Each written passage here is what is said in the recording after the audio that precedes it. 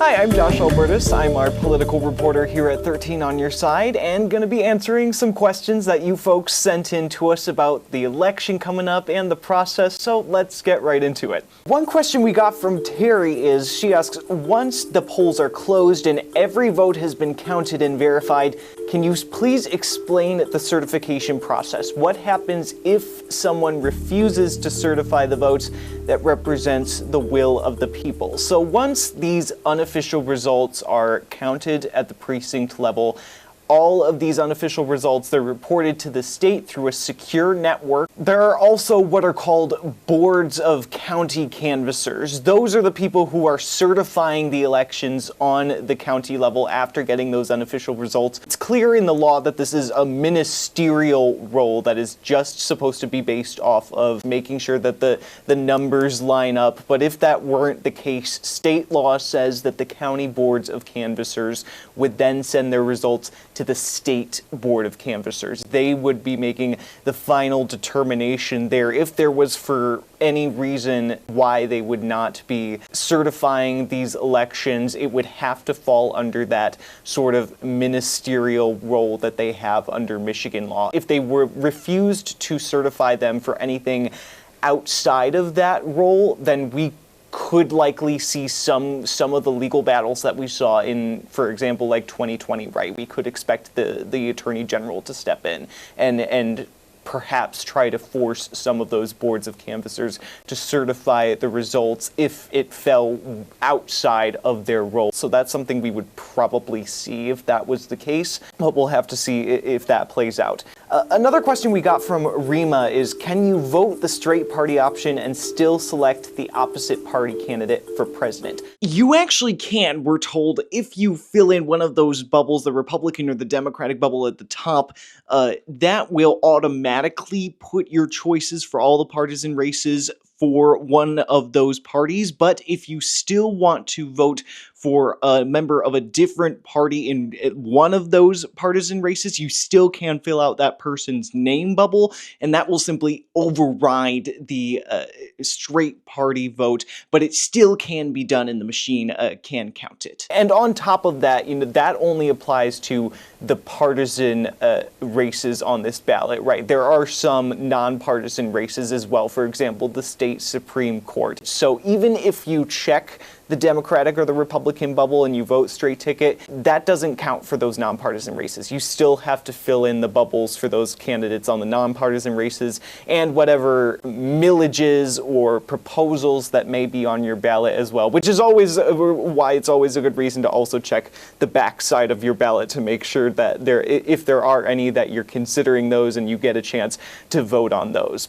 Yolanda asks us, I marked my ballot for one party. I also marked each candidate in that party. Will my ballot count? What I can say is that if there is a problem with your ballot being counted, the clerks are mandated under law to let you know promptly that there was a problem with your ballot. Please come in and fix it so that your vote can still be counted. If you're concerned that you do have any problems with your ballot potentially being counted based on the way that you maybe marked it and you're like, I'm not sure if I did it quite right, check your mailbox every day up until election day to make sure that you're not getting anything from your local clerk that says something was wrong. We need you to come in and fix your ballot. And of course, reaching out directly to your local clerk can also be a way to get your questions about your ballot answered. Kathy asks us, how is it legal for others to see how I vote? Seems like voter intimidation. So it is public record to see whether or not somebody voted. It is not law for them to be able to see how you voted in that election. That is private information. Joe asks us, can people who enter the country illegally vote by showing a fake address and signing an affidavit? The way that clerks have explained to us and how it kind of works for the polling workers on election day is that they have a system in front of them on their computers, which is called an e-poll book. It has a full list of all of the registered voters in the precinct that these workers are working, who they are, their names, where they live, they have their information on file, and so that e-poll book is kind of how they verify that each person has either already voted once, so if they come into the polling place, they can't vote again, or if they haven't voted already and they're coming in right now, they're right in front of me and they're about to vote, I can mark that they are going to vote, and that's their one vote that they get. So if somebody were to enter the country illegally and try to do that, try to sign the affidavit that you can sign and still get a ballot if you don't come to the polling place with a valid state ID. You can do that. You can sign an affidavit and say, this is my name, this is where I live, and I am attesting that that is true. I would like to vote. The polling worker still has to take that affidavit. They have to find your name listed with your address on that e-poll book to verify, okay, this person is in our records, this person does live there, and oh, they haven't voted yet, so we can mark that this is their one vote that they're getting. If you're taking another person's name and their address and trying to vote as them, that is a felony under Michigan law. You would have to verify that the person you're trying to impersonate did not already vote, is not voting today, or else you're immediately going to get caught. And so if you were to put your own name on a ballot, just come up with a fake address and then sign it and say, yeah, I live wherever I'm saying I live. The poll worker would take that. They wouldn't find your name in the e-poll book. They wouldn't find your address in the e-poll book, and they would say, we don't have you on record. There's no registration for this. So there are checks in place to ensure that that does not happen. Sally wants to know how they are going to handle voting for people in North Carolina, Tennessee, parts of Virginia, and Florida that cannot get in the areas devastated by the hurricanes. So the way the election process works is that the states decide how to conduct their elections, even in the aftermath of hurricanes like Milton and Helene. So that's going to vary dependent on each state, what each state is planning to do to deal with that. In Florida, for example, the state is now allowing, if you're registered as a voter in one of the affected counties by the hurricanes, you can request in writing or by telephone, the state says, that a ballot be mailed to an address other than the address you have on file with the voter registration system in Florida, but you will have to still, of course, be prepared to provide your Florida driver's license number, your ID card number, or the last 4 digits of your social security number, depending on, they say, the supervisor's records. So it's going to depend on each state what they're going to do to kind of deal with these situations, but the DOJ has a one-site database to find for all of these different states that were affected by the hurricanes, what they're going to do to help these voters still have access to the vote on election day. To get into the details of that, I would encourage people to look at the DOJ's website to kind of find out what is being done in each of these individual states to kind of deal with the aftermath that we're seeing there. John asks us, is it true that votes from people in New York count less in the Electoral College than other states like Kansas or Alabama? Yes, it could be considered true that the sway of one person's vote, just their vote, could have different weight depending on the state that you live, because some of those electoral votes that are given to each state, they're given to the state based on the congressional districts that each state has, which is based on the size of the state's population. You each get 2 for the 2 additional Senate seats. So for these in particular, when we did the math based on 2023 census estimates for each of these states, divided by how many electoral votes in their state, one electoral vote in the state of New York is equal to about 700,000 people. When you're talking about Kansas, it's about 500,000. Alabama, it's about 570,000 people. So when you take that into account and you kind of divvy it up even further, one person in Kansas, for example, as you mentioned, John, has the same electoral sway as 1.4 people in the state of New York. And when you kind of broaden that out, you can take even the biggest state in the union, California, population-wise, and the smallest state, Wyoming, has about 584,000 people. One person in the state of Wyoming has the same electoral sway through their one singular vote as a voter as 3.7 people in the state of California. It's possible to claim that one person in one state may have Electoral College sway more so than someone in another state. And now we're kind of just going to answer some questions that we've been seeing generally trend lately as we come up into this election. Some of those include, how do I track my ballot? Here in Michigan, the Secretary of State actually has a database online in which you can input your general personal information, and they will be able to bring you up with information about your early voting place, your election day polling place, the status of your absentee ballot. If you already got it, you filled it out, you sent it back in, I want to know where it is.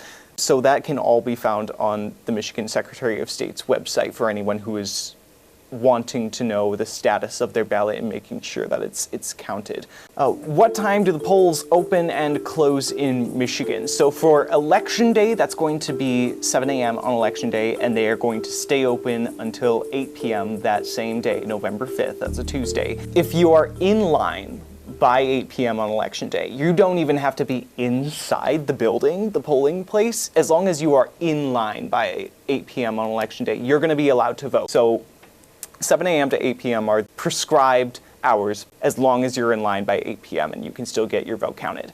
How many electoral votes does Michigan get? This time, we're going to be getting 15 electoral votes. And of course, we're labeled as such a swing state, and that number certainly is part of it. That's a fair chunk of electoral votes in the nation, right?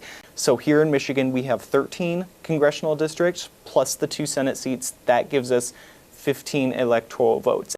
How do I vote early in Michigan? Now that we have the mandatory period of 9 days early in-person voting ahead of the election day, it will start on October 26th. It's going to end on November 3rd, the Sunday before Election Day. If you go into an early polling site, to the voter at least, it's going to look very similar to what it is on Election Day. You're going to go through pretty much the same processes as you would otherwise on Election Day. Knowing your polling location for early voting is a big factor in how you vote early, because in some places where you vote early, if you do vote early in person, is not going to be the same as if you vote in person on Election Day. Some counties, like Ottawa County, for example, they have centralized sites across the county where people from multiple precincts are all going to vote in one single location. So in order to find your early polling site and see if that's any different from your Election Day polling site, that is also information that is available on the Secretary of State's website, and it'll show you where your early polling site is, as well as your Election Day voting site. So knowing where you're going to go is a big part of that. If you're voting by absentee, then you're going to be getting that in the mail if you don't request it in person from your clerk's office yourself. At this point, it's not recommended by some that you mail in your ballot, because there could be mailing delays leading up to Election Day.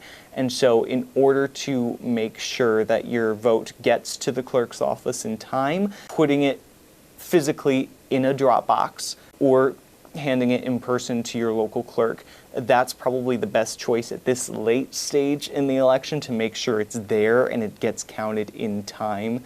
How do I find out what congressional district I live in? So this is also something that is on the Secretary of State's website. So checking that information based on your residency information at the Secretary of State's website is a good way to see which congressional district you're in now and what candidates are going to be on your ballot. What time should we expect election results? So it's, of course, very hard to say that for sure ahead of the election, but given new state law, depending on the size of the city, depending on the size of the town, clerks are able to pre-process absentee ballots. They don't get counted. You can't see the results of those absentee ballots, but they can pre-process them. And based on what happened in 2020, of course, a lot of the delay was a much larger portion of absentee ballots that we had last time had to be processed and counted. But now that clerks can do it ahead of time, that we've been hearing from clerks themselves, will save them a lot of time in what would have had to have been the processing day of. Just based on my conversations with local clerks, the information that we've gotten there, it seems like this time compared to 2020, we could very likely expect statewide results in Michigan much earlier than we did in 2020. It still, of course, is going to take a little bit of time.